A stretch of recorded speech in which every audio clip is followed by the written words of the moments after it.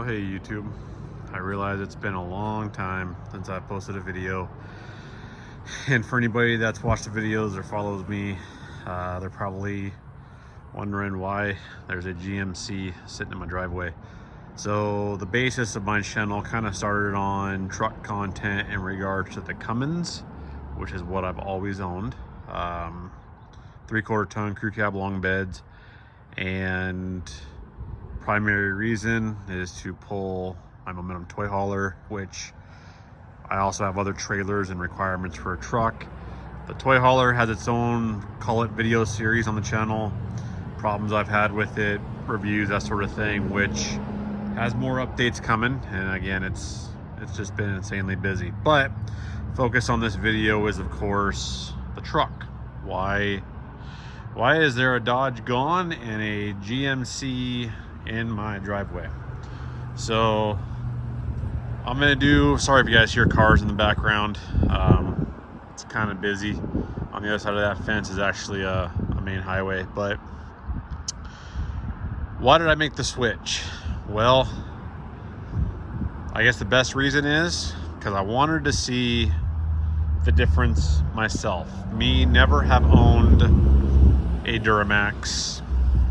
This is actually a 1 ton as well, so I guess it will not be true apples to apples, but I've never owned a 1 ton truck. I've always had the 2500 in the Cummins. People could say this is the worst time to ever buy a truck, and those people would probably be absolutely right. It's between the interest rates and some dealerships gouging prices, absolutely probably not the best time to pick up a truck. Well, the only reason I did so is, one, finally had a very nice rebate, and two, because the auto industry and what it is today, the trade-in value on my Ram was very, very good. To be honest with you, that truck was a 2017, and I only lost about $7,000 from the price that I purchased the truck at. So without getting into details, it was something I couldn't walk away from. This, again, I want to see what this 10-speed Allison is about. I want to see what the Duramax is about. I can already tell you from a daily driving perspective, I do enjoy the shifts. I enjoy the crisp shifting of the Allison.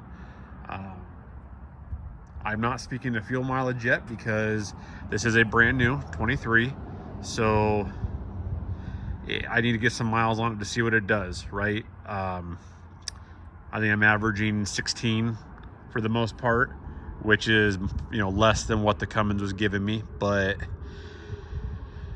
I need some time. To do some reviews. So canopy is already on order for the puppies, and there will be more videos coming. As you guys are already aware, I typically like to do my videos from inside the cab while driving down the road, and that is because I'm one of those guys that likes to watch the gauges, watching the shifting, watching the acceleration, just as somebody's driving down the road. I like to see what the truck's doing, how it's doing, and why it's doing. So more videos of that will come. This truck has an insane amount of features compared to my Ram. I'm still reading through the manual to understand them all. The cameras, the technology is just crazy. This is the AT4, as you guys can see from the badging. I was originally going after a Denali.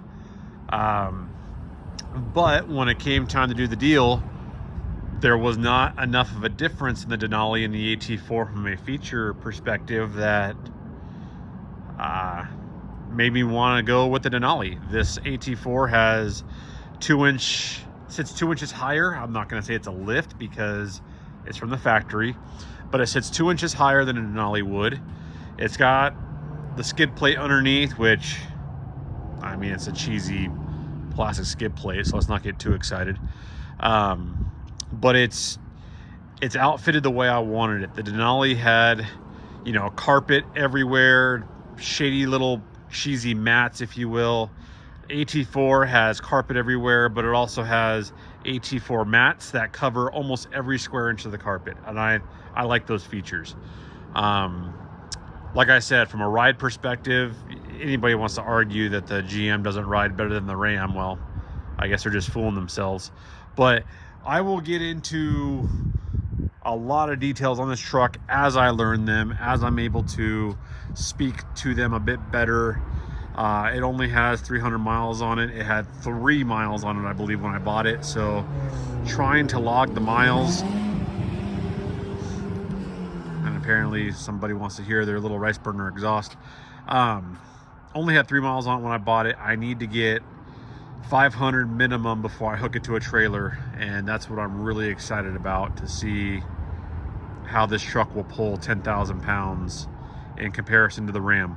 I will say the Cummins is still my favorite motor. I honestly believe, and people could love it or hate it, I think that inline 6 Cummins is the most dependable towing motor that a person could buy today. Now, I think it has its application.